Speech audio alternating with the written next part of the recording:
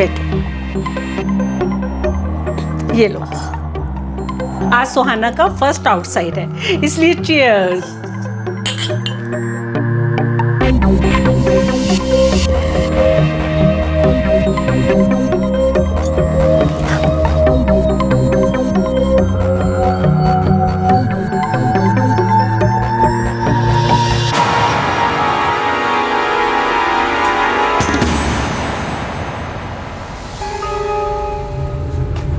चले?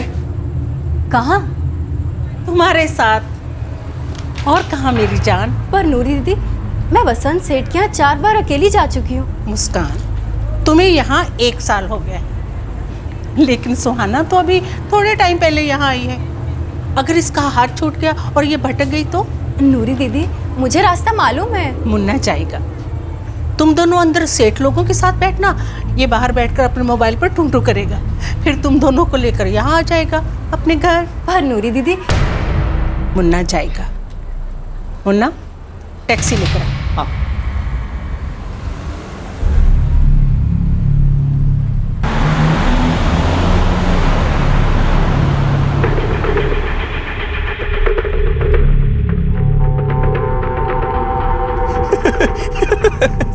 ए मुस्कान, ये सुन, पति पत्नी के बीच झगड़ा हुआ। पति बोलता है तेरे जैसे 36 मिल जाएंगे मुझे। बीवी बोलती है इस सब के बाद भी मेरे जैसी ही चाहिए तुझे, वो भी 36।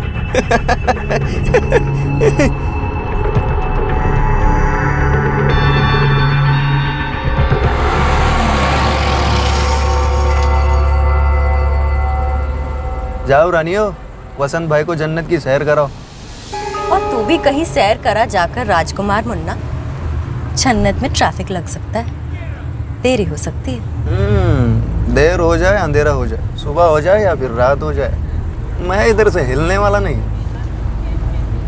क्यों रे, तुझे मेरे पे भरोसा नहीं है? देख मेरी जान, अपने लाइन में भरोसा एक जानलेवा बीमारी है। जिसने भी किया ना, समझ ले वो तो गया। चलो उतरो। कुछ बोलो ना, चलते रहो। होटल के पीछे से दूसरा रास्ता है। दीदी, हमके भय लगता से मुन्ना को अगर पता चल गया तो? पता तो उसे चलना ही है, लेकिन अब तू सोच ले, तुझे जिंदगी भर नूरी दीदी के साथ मर के रहना है या बबलू के साथ खुल के जीना है अपने गांव में?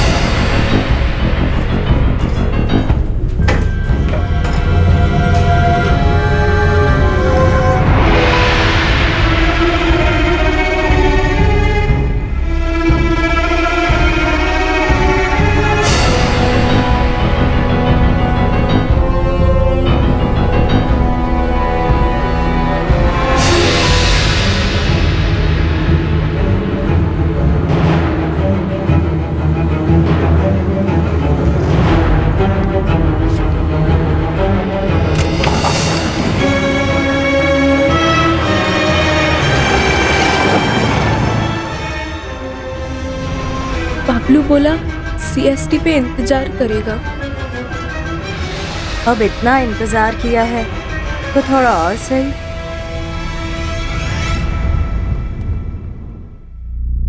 फ्लैश ट्रेड के चंगुल से निकलना अजगर के पेट से निकलने जैसा होता है, शायद उससे भी मुश्किल, जो ये 2 लड़कियां सुहाना और मुस्कान कोशिश कर रही थी। उन्हें भरोसा था कि उनका साथी बबलू उन्हें इस नर्क से आजाद कर वापस अपने घर ले जाएगा। उसी दौरान मुंबई के एक दूसरे हिस्से में एक आदमी अपने टूटे हुए रिश्ते को दोबारा जोड़ने की कोशिश में था। वो उस औरत का भरोसा दोबारा जीतना चाहता था जिसके साथ उसने धोखा किया था, और भरोसा एक जानलेवा बीमारी है।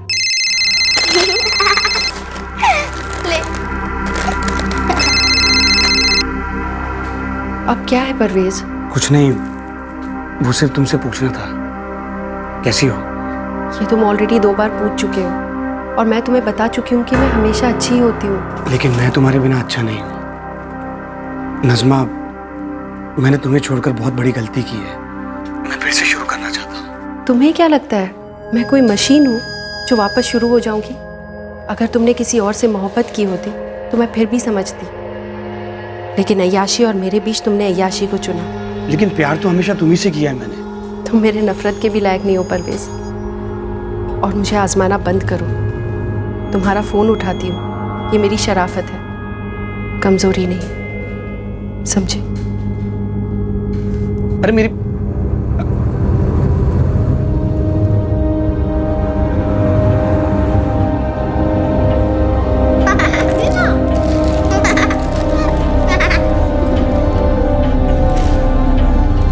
प्लीज ना मामा, लास्ट 10 मिनट बाकी है मामा, प्लीज नहीं, उतरो आलिया। आलिया, मैंने कहा ना, चलो उतरो। नहीं, उतरो। कितनी बार कहा है तुम लोगों से कि अपना होमवर्क खत्म करो और फिर टीवी देखो, और ये चिप्स सिर्फ एक बार हफ्ते में। मम्मा बस थोड़ी देर तो देखने दो, और हम होमवर्क तो बाद में भी कर सकते हैं ना। और ये चिप्स, ये तो हम पूरे 1 महीने बाद खा रहे हैं, जस्ट चिल ना। अदीबा, तुम बड़ी हो ना, तुम भी नहीं समझ रही हो, और ये चिल वाली लैंग्वेज में मुझसे बात मत करना। जाओ कपड़े चेंज करो और अपने बुक्स रेडी करो, मैं खाना लगा रही हूँ। जाओ।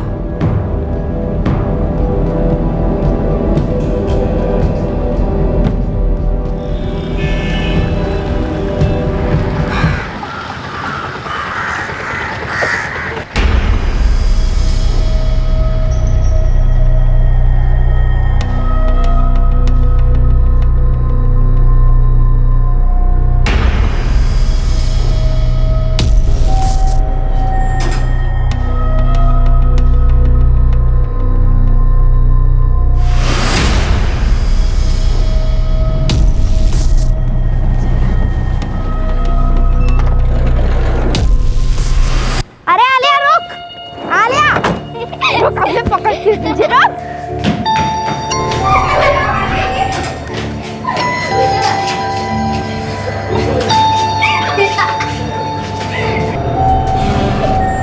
अब तो देख, मैंने पापा को सीधा दुबई फोन लगाऊंगी और बोलूंगी कि इसके लिए कुछ मत लाना। पापा तुम्हारी बात कभी नहीं मानेंगे, वो मेरे बेस्ट फ्रेंड है ना। ऐसे बात है, दिखा।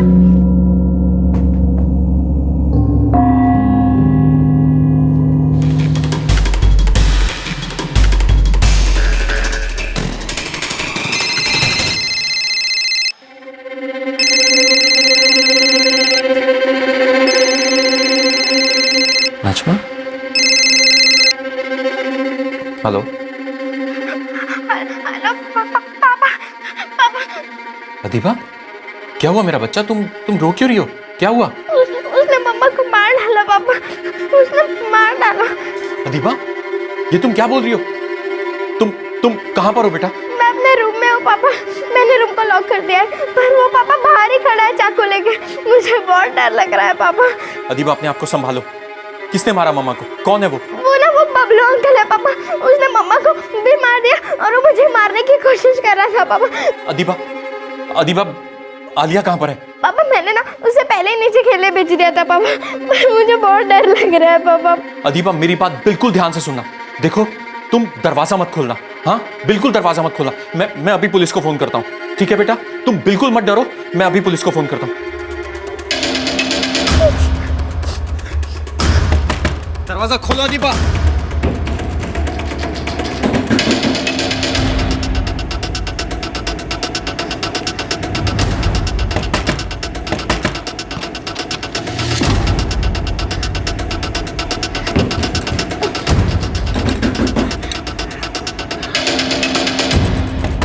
दरवाजा खोलो अदीबा।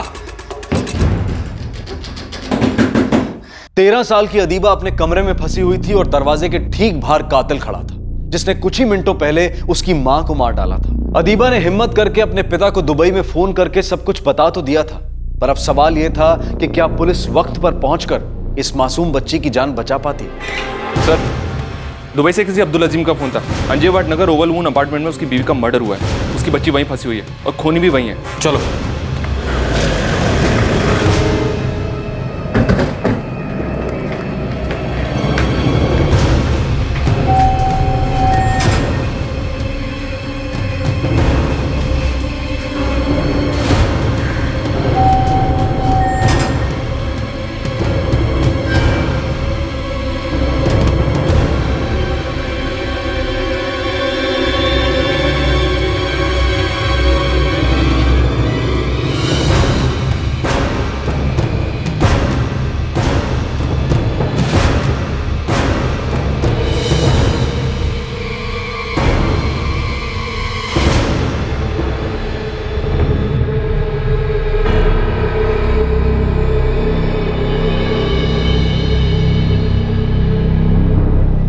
बोला था बच्ची फंसी है।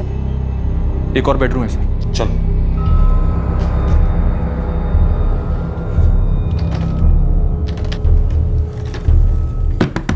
अदीबा, अदीबा, तुम्हारे पापा अब्दुल अजीम ने हमें भेजा है। बेटा हम पुलिस ऑफिसर्स हैं, तुम अंदर हो। आपटे, इसके बाप को दुबई में फोन करो।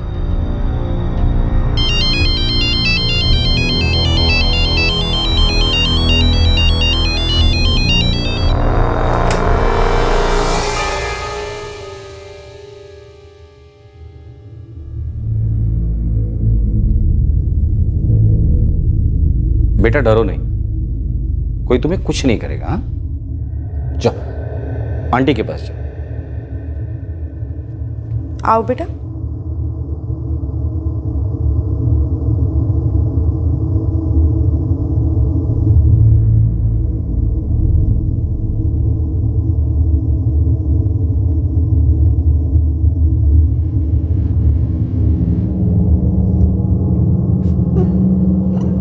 मेरी बहन आलिया, मैंने उसे नीचे खेलने भेजा था। अठौले, बच्ची को ताबे में लेना जल्दी, और हाँ प्यार से।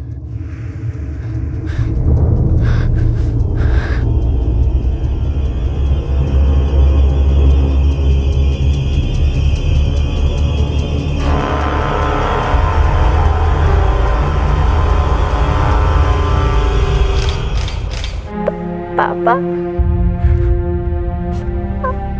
आप जल्दी आओ। हाँ मेरा बच्चा, मैं बस पहली फ्लाइट से आ जाऊंगा। मेरी बात ध्यान से सुनो। अभी पुलिस अंकल आपसे जो भी पूछे ना, आप सच सच उनको बता देना। आप जल्दी आना पापा। बबलू अंकल। कौन है ये बबलू अंकल? मम्मा जानती थी उन्हें, वो कई बार घर पे आते थे।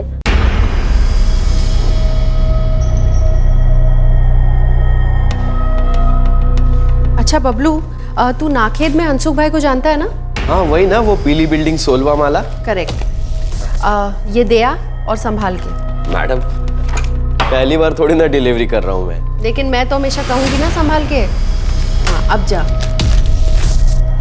मुझे नहीं पता कौन है। मम्मा के लिए काम करते थे वो, बहुत बाहर आते थे। साहब, बबलू यहाँ से तकरीबन 1:45 के आसपास निकला था।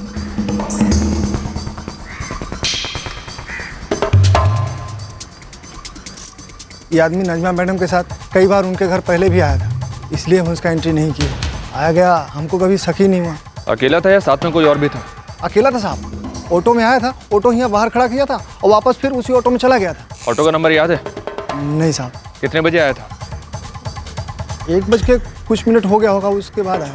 ये बबलू है कौन? पता नहीं साहब, उसका नाम बबलू है, ये भी हमको आपसे ही पता चला। लेकिन साहब वो नजमा मैडम के यहाँ काम करता था, अक्सर उनके यहाँ आता रहता था। बेटा तुम्हारे पापा दुबई काम से गए या वहीं काम करते हैं? वही काम करते हैं वो। पापा यहाँ आते भी हैं तो भी यहाँ नहीं रहते।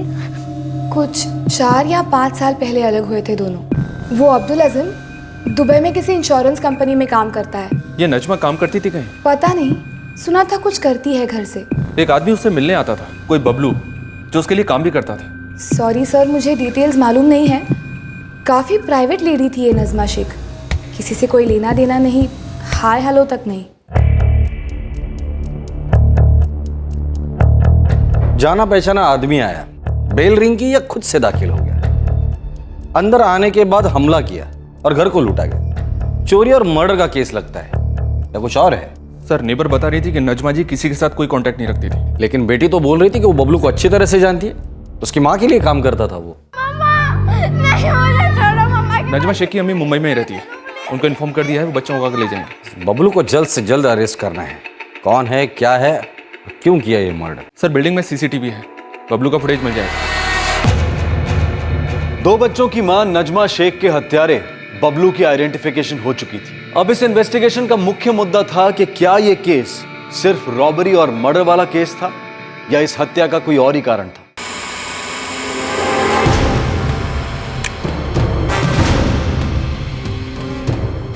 ये लो, अपने सारे खबरियों को काम पर लगा। इसको सिर्फ पकड़ना नहीं है, जल्द से जल्द पकड़ना है। छुरे से काटा गया और ये चेहरे पर मार्क हाथ पर भी है। स्ट्रगल हुई होगी। विक्टिम ने अटैकर को फाइट बैक किया है। अटैकर पहचान वाला था, शायद विक्टिम ने खुद ही दरवाजा खोला। बबलू, क्या बात है, क्या हुआ? मुझे आपसे थोड़ा काम था। डॉक्टर, कोई सेक्सुअल असॉल्ट? नहीं, और कोई अटेम्प्ट भी नजर नहीं आ रहा है।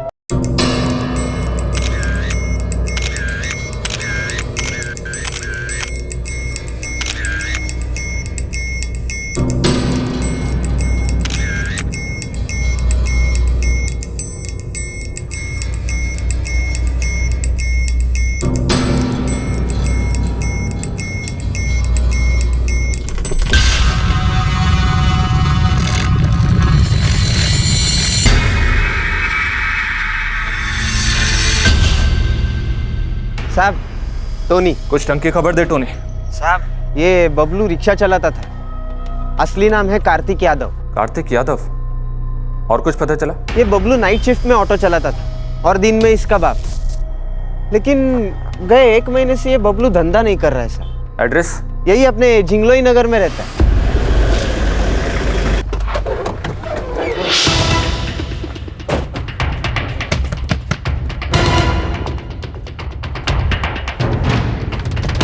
बबलू का मालूम नहीं है साहब, 1 महीने से उसने मुंह नहीं दिखाया।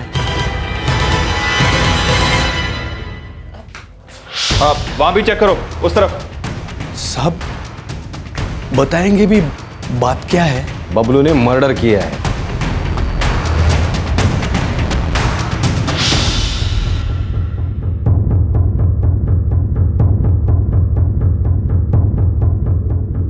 बचपन से वो गलत संगत में था। हर बारी हम उसको सुधारते और वो भटकता रहता था। इसलिए तंग आकर मैंने उसको घर से ही बाहर निकाल दिया था।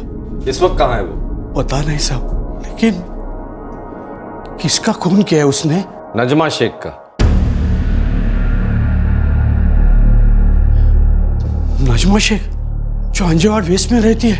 आप जानते हैं उसे? नहीं साहब, हम तो कभी उसे मिले नहीं है, लेकिन ये नालायक उसके बारे में बात करता था, उसके साथ काम करता था। क्या काम करता था? पता नहीं साहब, वो कोई परवेज भाई के लिए काम करता था। उसका पूरा नाम है परवेज आलम। परवेज आलम और नजमा शेख की कोई भागीदारी थी और उसके लिए बबलू इधर उधर दौड़ता था। इस परवेज आलम का पता? स्टेशन के पास वेस्ट में खिलौने और गिफ्ट की दुकान है उनकी।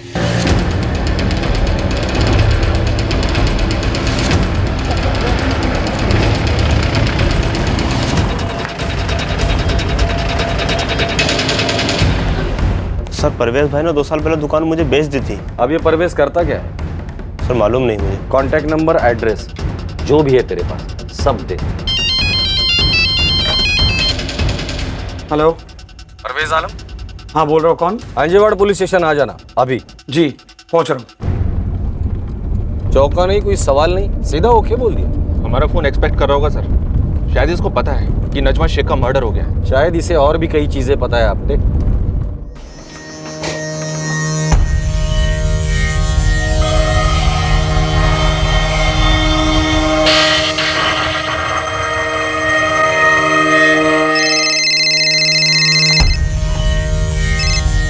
हेलो सुहाना, बबलू, कहाँ पहुँचे? 2 दिन में पहुंच रहा हूँ मैं। एजेंट लोग से बात हुआ जो बॉर्डर पार कराएगा और पैसा का इंतजाम हो गया? हाँ हाँ, सब हो जाएगा। मैं थोड़ी देर में कोलकाता के लिए निकल रहा हूँ। ठीक है, मैं इंतजार कर रही हूँ।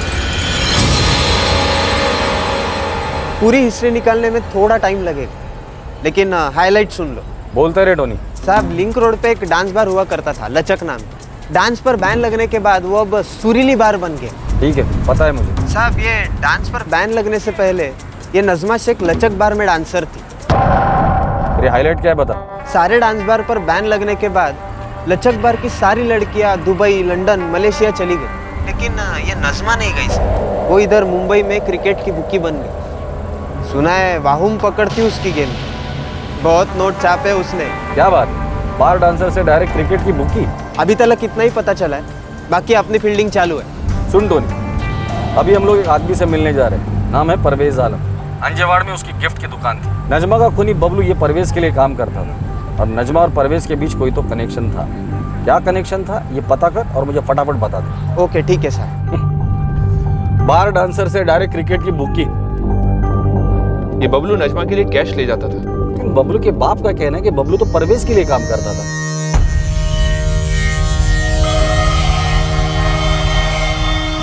सर, परवेज आलम। सर, मेरा एक वर्कर नजमा जी के बिल्डिंग के पास से गुजर रहा था।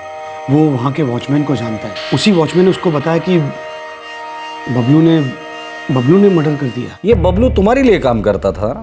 जी। और ये नजमा जी के लिए भी काम करता था? हाँ। और तुम दोनों साथ साथ काम करते थे, तुम और नजमा शेख? हम साथ थे। साथ थे का मतलब? बिजनेस में पार्टनरशिप थी हमारी, मेरे गिफ्ट आर्टिकल शॉप में। ये आप दोनों की पार्टनरशिप शुरू कब हुई? नजमा जी के तलाक के पहले या उनके तलाक के बाद में? वो मेरी गिफ्ट आर्टिकल शॉप पर आया करती थी। मम्मा, मुझे यही चाहिए। क्या? ये देखो। अदीबा, ऐसा है ना तुम्हारे पास? एक्सक्यूज मी, बेटा आपको एक और इंटरेस्टिंग चीज दिखाऊं? एक मिनट। बबलू, घर में जाके बताओ। वो वाला देना। ये देखिए, एक डॉल के लिए डॉल। इसमें बहुत सारे कपड़े भी हैं, आप अपने हिसाब से चेंजेस कर सकते हैं। हेयर ड्रायर है, टूथब्रश है, आईना है, और ये इतने सारे ड्रेसेस। मम्मा, मुझे यही चाहिए।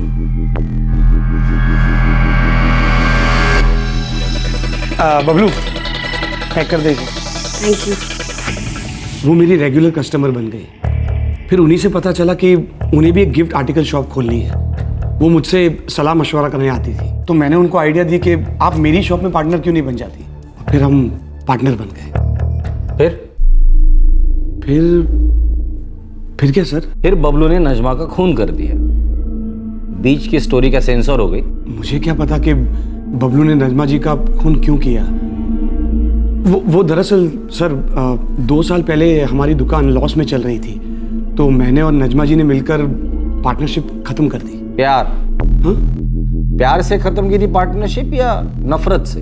बिजनेस पार्टनरशिप थी सर, उसमें प्यार और नफरत का तो सवाल ही नहीं आता ना सर। हाँ, बराबर। फिर मेरा बबलू के साथ कोई कांटेक्ट नहीं रहा, और ना ही नजमा जी के साथ। लास्ट मैंने सुना था कि बबलू रिक्शा चलाता था। और नजमा जी, उनके बारे में लास्ट क्या सुना था? पता नहीं सर, अब बबलू और नजमा जी के बीच में क्या माजरा था, मुझे कुछ पता नहीं है सर। आपको ये पता था कि नजमा जी क्रिकेट की बुकी है और ये बबलू उनके लिए कैश डिलीवरी का काम करता था? मुझे कैसे पता होगा सर, क्योंकि दुकान बंद होने के बाद तो मेरा उन दोनों से कोई ताल्लुक ही नहीं रहा। ये बबलू कहाँ है, कुछ आइडिया है? 2 साल पहले तक वो अपने माँ बाप के साथ रहता था, जिंगलोई नगर के पास। उसके बाद का तो मुझे पता नहीं। तुम्हें तो कुछ पता ही नहीं है परवेज आलम, क्यों? सर, अब मुझे जो पता था वो सब बता दिया। ठीक है, जाओ तो, जरूरत पड़ेगी तो दोबारा बुला लूंगा। ठीक है, खुदा हाफिज। या तो ये झूठ बोल रहा है या तो आधा सच बता रहा है। 24 घंटे नजर रखना इस पर, ये जरूर इन्वॉल्व है।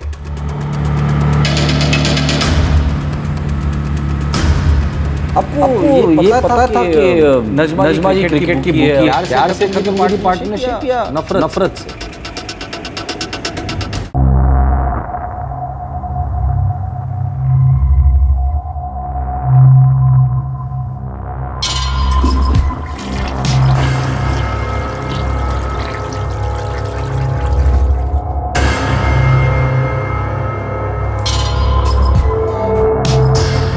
ये सिल्की कौन है? अरे यार, एक ही सवाल बार बार। चिल्ला क्यों रहे हो? बच्चों वाला घर है ये। सॉरी। ये सिल्की कौन है? लास्ट टाइम तुम्हें बता रहा हूँ, सिल्की मेरी पुरानी कस्टमर है। अच्छा, वो तुम्हारी कस्टमर है या तुम उसके कस्टमर हो? तुम मुझ पर शक करना कब बंद करोगी? जब तुम एक सीधी सादी और शरीफों वाली जिंदगी बसर करना शुरू करोगी। बैटिंग करना सीधा है, शरीफों वाला मामला है। तुमने मुझे भी इसमें घसीट लिया है और मुझे ही लेक्चर दे रही हो। एक मिनट, लेक्चर नहीं दे रही हूँ तुम्हें, फाइनल वार्निंग है। जब तक तुम यहाँ वहाँ मुंह मारना बंद नहीं करोगे, मेरे घर के दरवाजे बंद है तुम्हारे लिए।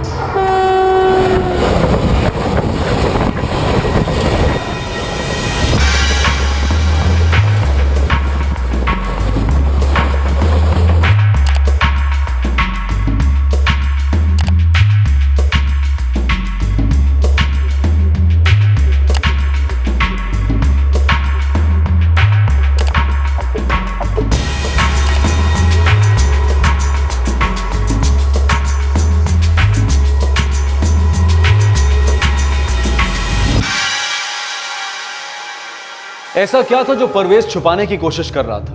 क्या वो अपने आप को बचाने की कोशिश कर रहा था? क्या वो बबलू को बचाने की कोशिश कर रहा था? या फिर इस हत्या के पीछे कोई तीसरा ही मकसद था जो अभी तक सामने नहीं आया था? कल की फ्लाइट है, आप बिल्कुल फिक्र ना करें अम्मी जान। हाँ बेटा अब्दुल, जल्दी आ जाना। पुलिस से नज़मा की बॉडी लेनी है, उसे दफनाना है। फिर बच्चों को तुम्हारी ज़रूरत है बेटे। बिल्कुल अम्मी जान, मैं जल्द से जल्द पहुंचता हूँ। अच्छा, वो बच्चों से बात हो सकती है? मैं अदीबा से कहती हूँ तुम्हें फ़ोन कर ले, वो आलिया की देखभाल कर रही है। बच्चे को तेज बुखार है। ठीक है अम्मी जान, मैं बाद में फ़ोन करता हूँ। अल्लाह हाफिज। साहब, नजमा का जो पति था जिसके साथ उसका तलाक हुआ, उसका नाम है अब्दुल अजीम। वो फर्स्ट टाइम नजमा को वही अपने लचक बार में मिला था। उधर से ही उनकी लव स्टोरी स्टार्ट हुई। 1 साल प्यार मोहब्बत चली साहब। उसके बाद अब्दुल ने ही प्रपोज मार डाला। वो नजमा टॉप की डांसर थी, लेकिन सब छोड़ छाड़ के अब्दुल के साथ सेटल हो गई। 2 बच्चे भी हुए उनको। वो जो फ्लैट है जहाँ पे मर्डर हुआ, वो अब्दुल ने ही खरीदा था। सब मस्त चल रहा था उनका। फिर ये बुकी वाला मामला बीच में कहाँ से आ गया? उस लचक बार में नजमा के 56 दीवाने थे, उसमें से ही एक था अपने बोरीपाड़ा का बाप बुकी, सुभाष गुटका। वही नजमा को इस लाइन में एंट्री दिया।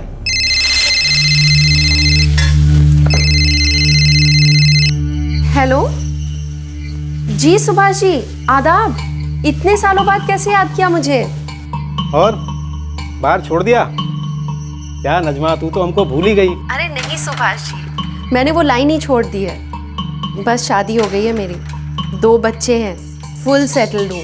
खुश है ना तू? बहुत खुश हूँ, बस सब मालिक की दुआ है। अगर चाहे तो और भी खुश हो सकती है। मैं कुछ समझी नहीं सुभाष जी। देख नजमा, तू तो जानती है इस लाइन का मैं पुराना खिलाड़ी हूँ और इस वक्त मुझे एक पार्टनर की जरूरत है। चल एक काम करते हैं, 10 टके देता हूँ तेरे को। आप भी ना सुभाष जी, घूम फिर कर मैं ही मिली आपको। हाँ सॉरी, मैं नहीं कर सकती। अरे क्या नहीं कर सकती नजमा? देख मेरी बात सुन, अपनी लाइन में सबसे बड़ा बैट किस पे लगता है? भरोसे पे लगता है, और सबसे ज्यादा भरोसा मुझे तुझ पे है। अरे सालों से जानता हूँ मैं तुझे नजमा। देख, बेस्ट ऑफर दे रहा हूँ, बिना सोचे ले ले। मैं समझती हूँ सुभाष जी, लेकिन रिस्क भी तो होता है इन सब चीजों में। अरे क्या रिस्क की बातें करती है नजमा तू? जिस लाइन को तू छोड़ के आई है ना, उसके सामने तो ये चिल्लर रिस्क है, चिल्लर। मैं आपको सोच के बताती हूँ। चल ठीक। ओके। साहब, इसने सुभाष गुटका के साथ हाथ मिला लिया और ये सोने की मुर्गी साबित हो गई। लक बोलो, जजमेंट बोलो, लेकिन छप्पर फाड़ के नोट बरसने लगे और ये नजमा बेटिंग क्वीन साबित हो गई। टोनी, ये क्वीन हो गई तो इसका किंग तो भड़क गया होगा। वैसे इन दोनों के बीच तलाक क्यों हुआ? साहब, उनके यहाँ एक नौकरानी काम करती थी, जिसको मैं कभी कभी फालूदा भी खिलाता हूँ। वो बोली मेरे को साहब, बेटिंग को लेकर अब्दुल का फ्यूज उड़ जाता था। बेटिंग के धंधे में तो नजमा ने अच्छे खासे पैसे कमाए होंगे। अब्दुल चाहता था वो घर बैठे, बच्चों पर ध्यान दे। वो बोलती थी मैं ध्यान दे रही हूँ, तू जल मत। ऐसे सब झगड़े होने लगे उनके बीच, और फिर खचाक, तलाक। ये बबलू जो है, उसका और अब्दुल अजीम दोनों का कोई कनेक्शन? नहीं साहब, अभी तक तो ऐसा कुछ पता नहीं चला। आपको तो पता होगा, वो परवेज आलम के यहाँ काम करता था। और साहब, ये परवेज है ना, आपको गोली दे रहा है। वो तो उसकी शक्ल से ही मालूम पड़ रहा है। वैसे ही हमें गोली क्या दे रहा है? वो बोल रहा था ना, उनका पार्टनरशिप था ये वो। दरअसल उन दोनों का लव पार्टनरशिप था। पहले थोड़ा टाइम मस्ती मारा, साथ भी रहे, बाद में सुमड़ी में जाके निकाह भी कर ली। और फिर इधर भी खचाक। साहब, ये परवेज एक नंबर का चमड़ी है। लड़कियों की लत थी इसको। और जब ये बात नजमा को पता चली, वो तो मतलब एटम बम हो गई।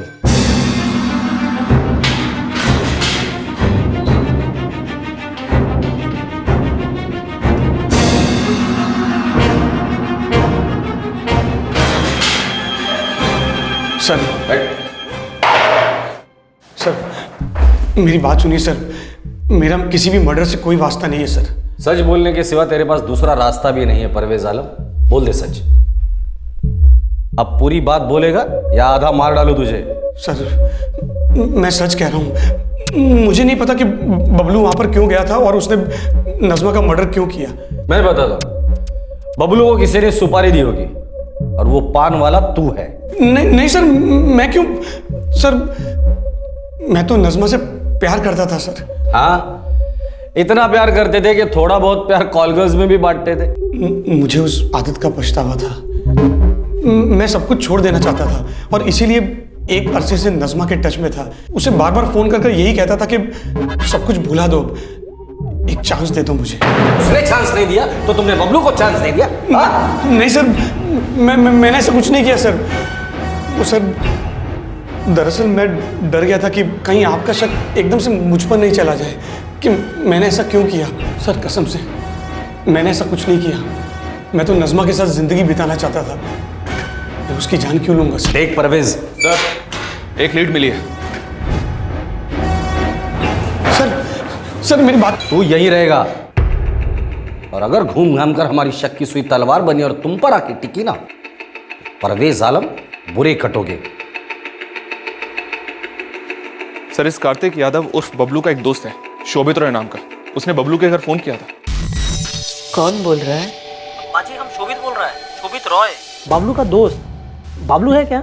वो यहाँ नहीं है बेटा, हमें नहीं पता वो कहाँ है।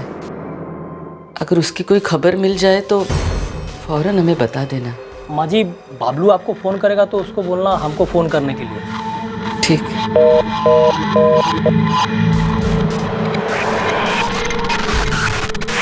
पुलिस को बता देते हैं कि शोभित रॉय का बबलू के लिए फोन आया था। बबलू के पिता ने तुरंत फोन किया मुझे।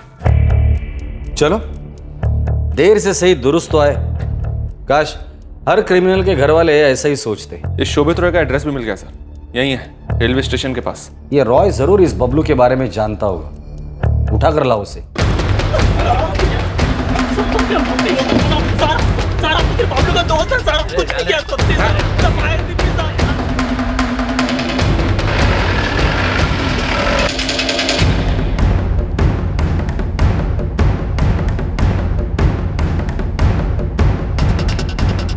शोभित रॉय, तुम्हारे दोस्त बबलू ने नजमा शेख का खून किया।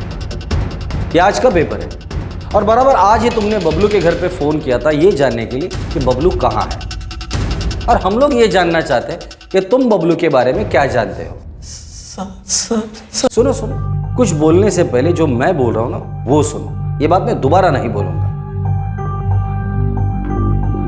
अगर तुमने मुझे ये कहा कि तुम बबलू के बारे में कुछ नहीं जानते तो उसे मैं झूठ समझूंगा, फिर तुम्हारा कीमा बनेगा। बावर्ची हो, कीमा समझते हो ना? फिर सच बोलने के लिए तुम मुझसे भीख मांगोगे और मैं भीख दूंगा नहीं, क्योंकि तब तक मुझे सच कहीं और से पता चल ही जाए, फिर तुम मेरे किसी काम के नहीं रहोगे। कीमा बासी हो जाएगा और कीमा जब बासी होता है तो उसे कचरे के डिब्बे में फेंक देते हैं। इसलिए जो भी बोलना है सोच समझ कर बोलना, समझे?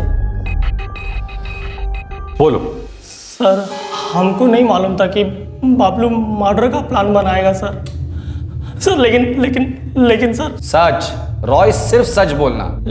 लेकिन सर हमको उसका दूसरा प्लान के बारे में मालूम था सर। क्या था उसका दूसरा प्लान? दूसरा प्लान क्या था? ये दूसरा प्लान, और क्या इस प्लान में परवेज और अब्दुल आजिम शामिल थे? क्या इस प्लान में नजमा शेख भी शामिल थी? कार्तिक यादव उर्फ बबलू के इस दूसरे प्लान ने इन्वेस्टिगेशन का दूसरा मोर्चा खोला। सर मेरा दोस्त बाबलू परवेज भाई का चेला था। मजा आ गया उस दिन, है ना? कैसा मुन्ना?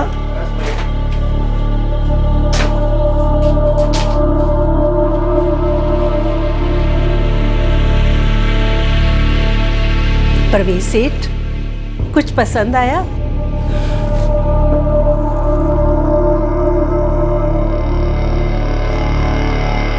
डम्बा सेठ को लेकर जाओ। अरे हाँ नूरी भाई, मेरे बबलू को भूखा मत रखना।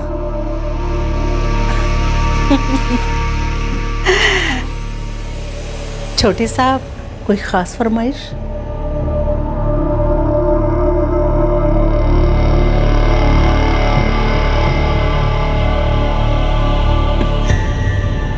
मुस्कान, सेठ को लेकर जाओ। सर, परवेज भाई हर दूसरा दिन बाबलू को वहाँ ले जाता था। परवेज उसका मालिक था या नजमा उसकी मालकिन थी? सर, तनख्वाह तो परवेज भाई देता था, लेकिन परवेज भाई जब बोलता तो बाबलू नाजमा मैडम का भी काम करता था।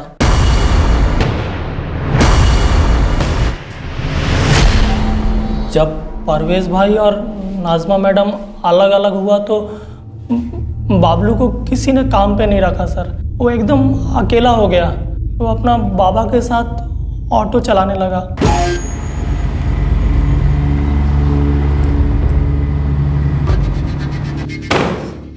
चल अब ये बता, बबलू ने नजमा का खून क्यों किया? सर माहिर दिब्बी सर, हमको नहीं मालूम सर। सोचती क्या बबलू और नजमा के बीच कुछ चक्कर था? सर, बाबलू कभी कुछ ऐसा बोला नहीं, लेकिन उसका लव हो गया था सुहाना से। ये सुहाना कौन है? सर, बाबलू अब बिना परवेज भाई के भी कोठा पे जाने लगा था। उसको लत लग गया था और ये लड़की सुहाना वहाँ नया नया आया था। वहीं बाबलू को उससे लाभ हो गया सर। नहीं, मैं तुम्हारे साथ नहीं भाग सकती। मैं किसी के साथ नहीं भाग सकती। सुहाना, मैं तुझसे शादी करूंगा। हम नई जिंदगी शुरू करेंगे। ना, ये लोग मुझे ढूंढ लेंगे, मार डालेंगे मुझे। देखो, वो तुम्हें नहीं ढूंढ पाएंगे। ढूंढ लेंगे। मैं यहाँ की नहीं हूँ, बांग्लादेश से हूँ। बांग्लादेश? तो तुम यहाँ कैसे आ गई? उधर एजेंट बोला कि यहाँ पे बम्बई में नौकरी देगा, कि यहाँ पे लेके आया और उन नूरी दीदी के पास भेज दिया।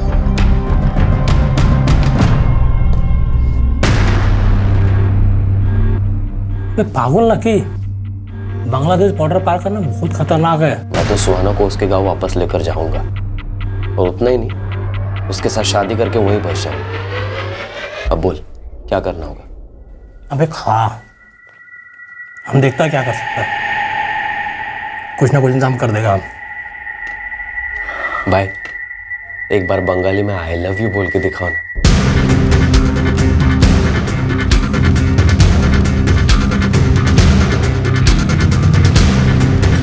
अब बोलो, क्यों बुलाया इतनी जल्दी जल्दी? सुहाना, तुम घर जा रही हो, बांग्लादेश।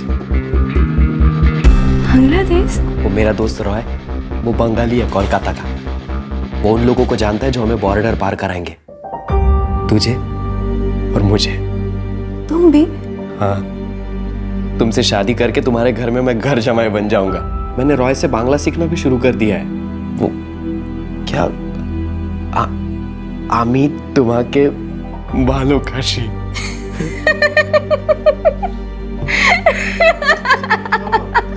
क्या हुआ? हंस क्यों रही हो? बाबा, आमी तुम्हाके भालोबाशी। अरे वही तो बोला ना मैंने।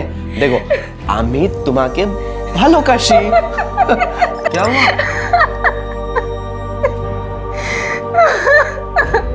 क्या हुआ सुहाना? ए सुहाना,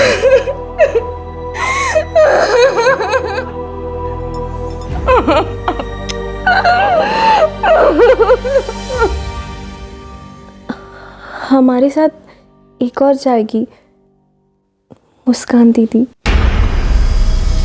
मुस्कान? वो क्यों जाएगी हमारे साथ? हाँ, वो इस कोटे के बाहर हम कदम भी नहीं रख सकते। मदद करेगी वो हमारी। वो क्यों मदद करेगी? क्या लगती है वो तुम्हारी? उसको भी मेरी तरफ फंसा के लेके आए हैं 2 साल पहले। भरोसा करती हो तुम उस पे? हाँ, वो एक ही है इस कोठे में जिस पे हम भरोसा करते हैं। मुझ पर?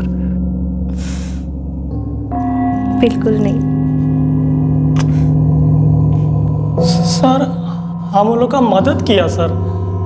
बाबलू, सुहाना और मुस्कान को बांग्लादेश भेजा। कैसे? सर, कोलकाता में बहुत सारे एजेंट लोग हैं। वो लोग पैसा लेके आदमी को भेजता है, यहाँ से वहाँ और वहाँ से यहाँ।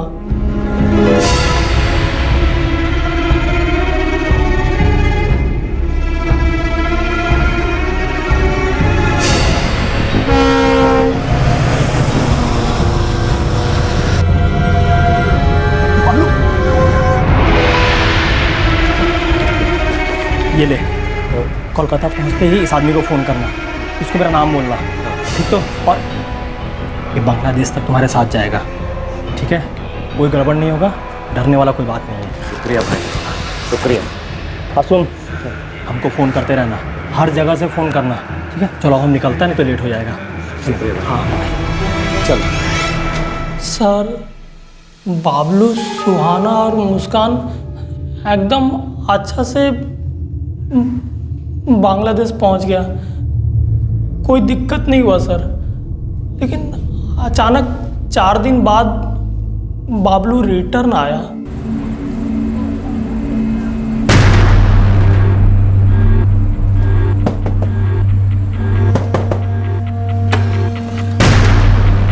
अबे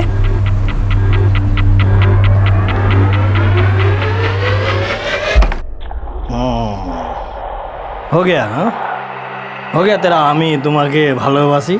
अबे ना, वो तुमको लात मार के निकाला कि तुम भाग के आया? दोनों गलत। हमारी शादी हो रही है। तुम लोग SMS पे शादी करेगा और WhatsApp पे स्वागत मनाएगा, और साला बच्चा कैसे ईमेल पे पैदा करेगा? अरे बाबलू, साला बहुत मेहनत किया रे हम तुमको उधर भेजने में, बहुत खर्चा हुआ। मुझे और पैसा चाहिए, उधर घर बसाने के लिए पैसा चाहिए मुझे। अरे उधर बसना था तो उधर ही कमाता ना भाई, इधर वापस क्यों आया? 3 दिन में पैसों का इंतजाम हो जाए। बस तेरा वो आदमी है ना, उसे बोल दे कि मुझे सोमवार तक बांग्लादेश वापस ले जा। देख, पूरे पैसे मैं दे दूंगा, पूरे पैसे मैं दे दूंगा, बस उसे फोन करके बोल दे। भाई वो मेरा ससुर नहीं लगता है, अभी मेरा तो शादी भी नहीं हुआ है। लेकिन मेरा तो हो रहा है ना भाई, शादी कर देना भाई, बस लास्ट बार एक हेल्प कर दे।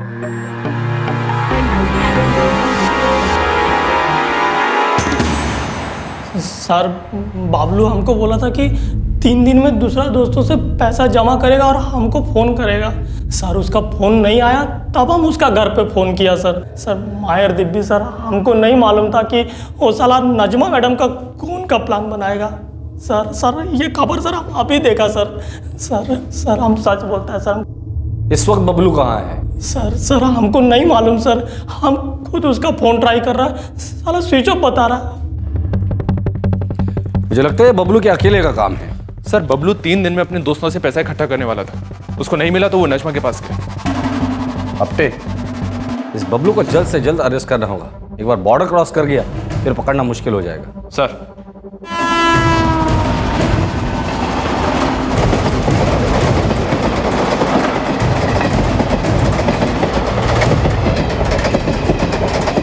अब इस मर्डर केस के लगभग सभी पहलू सामने आ चुके थे। बबलू बड़ी तेजी से अपनी मंजिल की तरफ बढ़ रहा था। अगर वो बॉर्डर क्रॉस कर जाता है तो उसे ढूंढना, पकड़ना और वापस इंडिया लेकर आना बहुत ही मुश्किल और पेचीदा मामला बन जाएगा। पुलिस को यह केस तुरंत क्लोज करना था। अब पुलिस वक्त के साथ रेस में लग गई। सर, कल मुंबई से कोलकाता के लिए 4 ट्रेन रवाना हुई। एक है Mumbai CST Howrah mail via Nagpur, जो रात को 8:35 पर CST से निकली, और दूसरी है समरसता एक्सप्रेस, ये भी रात को 8:35 पर LTT से निकली। एक गीतांजलि है CST से। जी हाँ सर, और एक है शालीमार एक्सप्रेस, जो रात को 10 बजे निकली LTT से। ये सभी ट्रेन रात की है। बबलू ने कल दोपहर को खून किया, मतलब वो इन 4 में से किसी एक ट्रेन में जरूर होगा। सर, मुंबई से कोलकाता बाई रोड बहुत लंबा पड़ता है और बाई एयर भी रिस्की होगा, क्योंकि बबलू ने इतने जेवर और कैश जो चुराया है। इन सभी ट्रेन को हावड़ा पहुंचने के लिए कम से कम 30 घंटे लगते हैं। बबलू ने कल दोपहर को खून किया, और इनमें से किसी एक ट्रेन में अगर वो चढ़ा है तो कल सुबह के पहले वो नहीं पहुंच सकता, लेकिन हम पहुंच सकते हैं। सर, अगले 2 घंटे में मुंबई से कोलकाता के लिए कई फ्लाइट्स हैं। टिकट बुक कर दो। Kolkata police Howrah railway police को भी इन्फॉर्म कर दो, फोटोग्राफ भेज दो, केस पेपर मेल या फैक्स कर दो तुरंत। जी सर।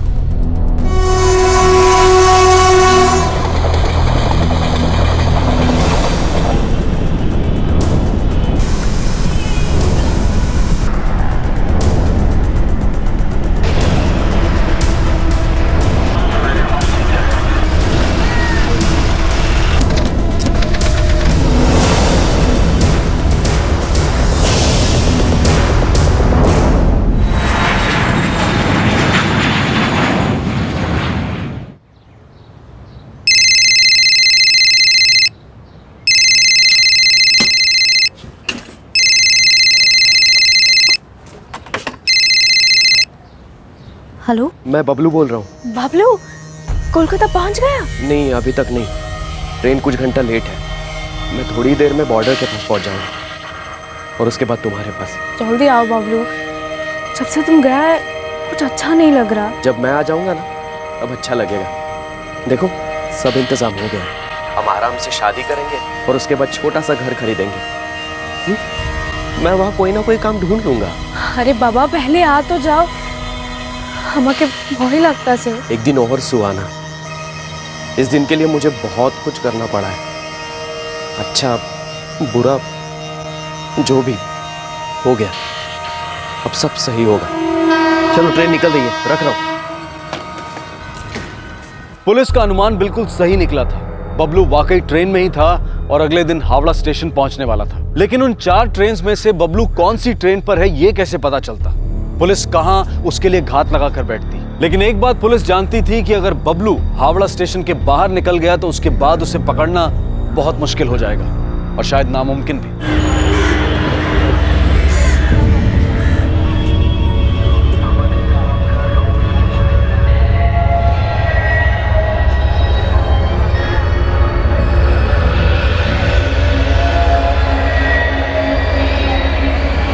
सब लोग स्प्रेड हो जाओ।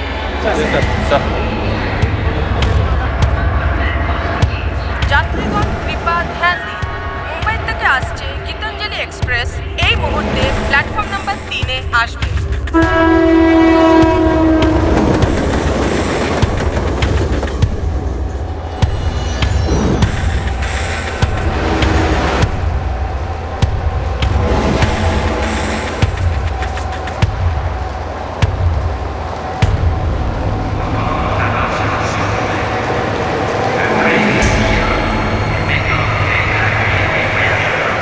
যাত্রীগণ কৃপা ধ্যান দিন, মুম্বাই থেকে আসছে হাওড়া মেল এই মুহূর্তে প্ল্যাটফর্ম নাম্বার 3-এ আসবে।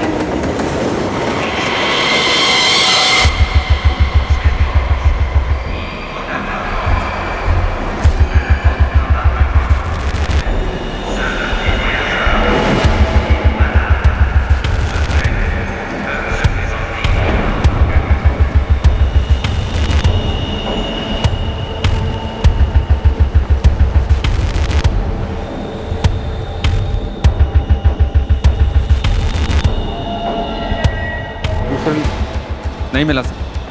अब तक 3 ट्रेन अब तक आ चुकी है, बस एक आखिरी ट्रेन बाकी है। शालीमार एक्सप्रेस सर, आधे घंटे में अराइवल है। ट्रेन में ये बबलू मिला तो मिला। मिलेगा सर, वेट करते हैं। चलो।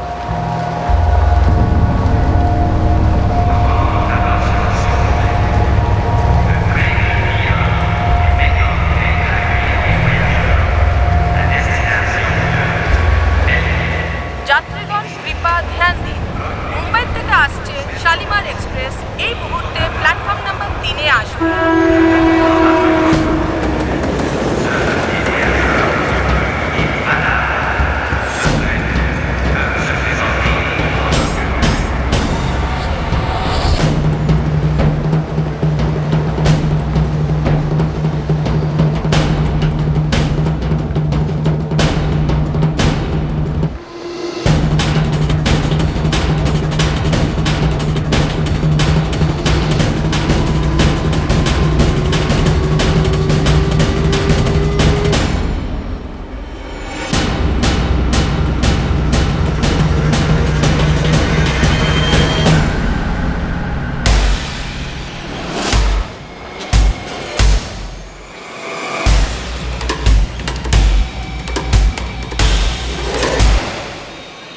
बबलू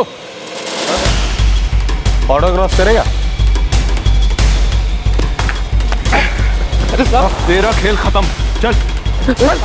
मैंने कुछ नहीं किया साहब। अरे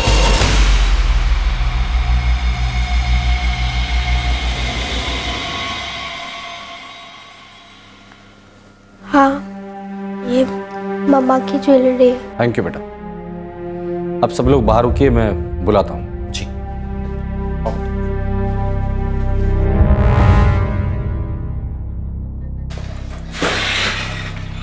सर, ड्रामा कर रहा है, कह रहा है कि उसने नजमा शेख को नहीं मारा।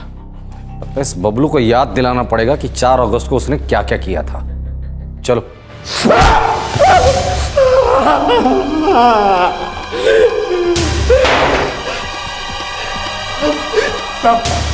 सब सच सच बताता हूँ साहब। सच ही बोलना, सच ही बोलना। मुझे सच सुनने की आदत है, लत है, समझा? चल बोल। साहब, मैंने सुहाना को बांग्लादेश छोड़ा। वहां जाकर पता चला काम मिलना इतना आसान नहीं होगा और घर बसाने के लिए और पैसा चाहिए, इसलिए मैं वापस मुंबई आया पैसों का इंतजाम करने। ये सब पता है मुझे, ऐसा कुछ बता जो मुझे पता नहीं है। मैं जब मुंबई वापस आया तब मैंने अपने बाप से पैसे मांगे तो उन्होंने नहीं दिए साहब। फिर मैंने सोचा मैं 3 दिन रात ऑटो चलाऊंगा, लेकिन उससे भी क्या मिलता साहब? उम्र कैद या फांसी तो नहीं मिलती। आगे बोल। मैंने नजमा मैम के लिए लाख रुपए यहाँ वहां किया। मैंने कभी पैसे नहीं लिए साहब। मैंने हमेशा अपना काम ईमानदारी से किया, लेकिन जब मैंने उनसे पैसे मांगे उसने मना कर दिया। तूने उसका खून कर दिया? बस हो गया साहब, वो गलती से हो गया। हो गया? किससे किया खून? छुरे से।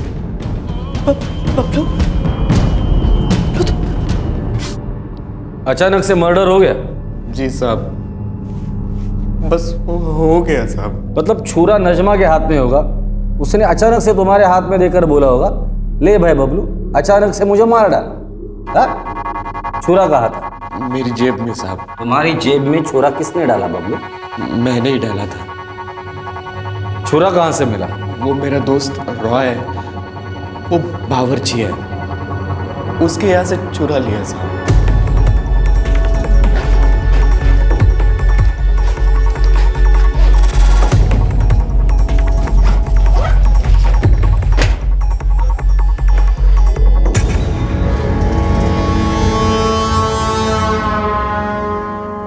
छुरा लिया, जेब में डाला और नजमा के फ्लैट पे चला गया। तो हाथ निकाल, हाथ निकाल। पूरी प्लानिंग के साथ तो नजमा के फ्लैट पर गया था। तेरा पहले से ही इरादा था उसे मार डालने का। छुरा सिर्फ डराने के लिए लेके गया था साहब, सच्ची में।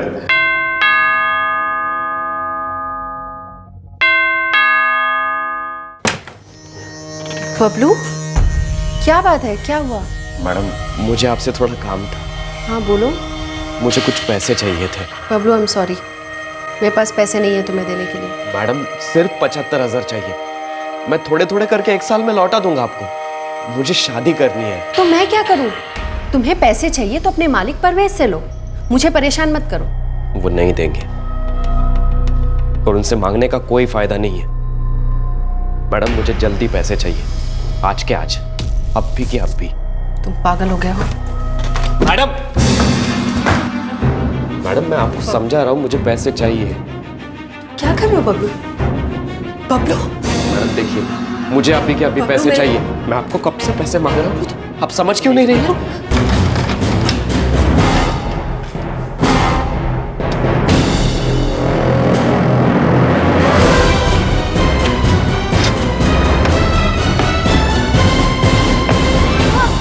मम्मी ने फिर से नील पॉलिश गिरा दिया ना अपना।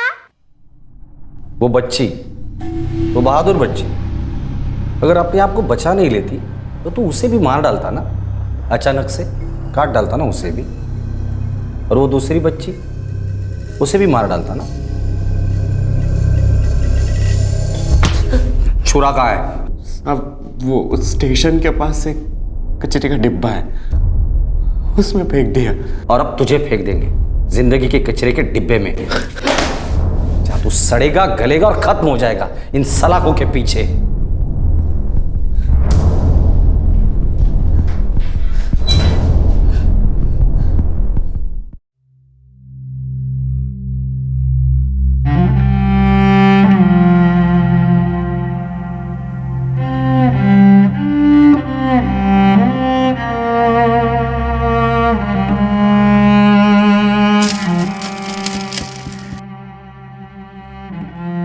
अदीबा, आपकी मम्मी के साथ जो कुछ भी हुआ, I am sorry.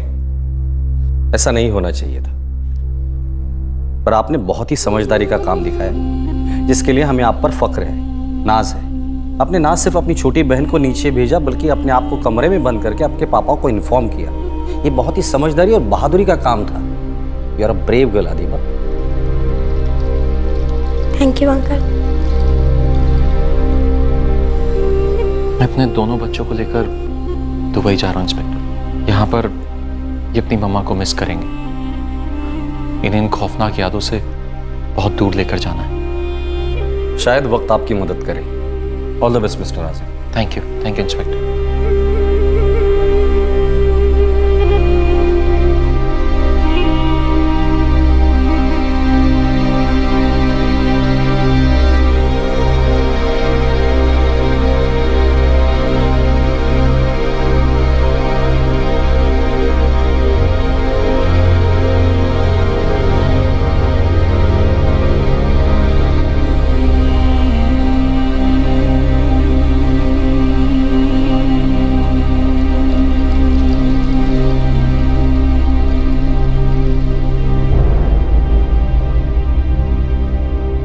Kartik Yadav उर्फ बबलू के खिलाफ आईपीसी की धारा 302 के तहत कत्ल के लिए और धारा 397 के तहत डकैती के चार्जेस लगाए गए। बबलू ने पुलिस को बताया कि उसने कत्ल और डकैती के बाद एक नई शर्ट खरीदी थी और खून के दाग वाली शर्ट को उसने मर्डर वेपन के साथ कचरे के डिब्बे में फेंक दिया था। नजमा के घर से बबलू ने जो कैश और ज्वेलरी चुराई थी, उसके अलावा बबलू ने अपने एक दोस्त से लोन भी लिया था ताकि वो सरहद पार करके भाग सके। बार बार लगातार मुजरिम इतनी बेवकूफी क्यों दिखाते हैं?